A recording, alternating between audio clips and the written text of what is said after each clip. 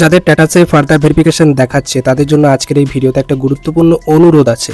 এখনই কোনোভাবেই ক্লেম করতে যাবেন না। কেন বলছি? কারণ বেশিরভাগ ক্ষেত্রেই যাদের 3টি বা তার বেশি রুমে হ্যাঁ করেছেন তাদের স্ট্যাটাস ফার্দার ভেরিফিকেশন এসেছে। মনে রাখবেন, ফার্দার ভেরিফিকেশন মানে আপনার আবেদন রিজেক্ট হয়নি।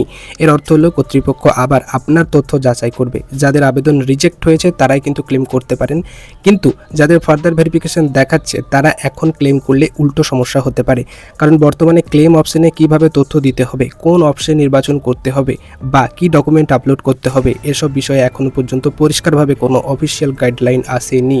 ভুল তথ্য বা ভুল ডকুমেন্ট আপলোড করলে আপনার আবেদন রিজেক্ট হয়ে যাওয়ার ঝুঁকি থাকতে পারে। তাই তাড়াহুড়ো না করে আরও 2-3 দিন অপেক্ষা করুন। অফিসিয়াল গাইডলাইন বা পরিষ্কার নির্দেশিকা আসার পরেই প্রয়োজন হলে ক্লেম করবেন।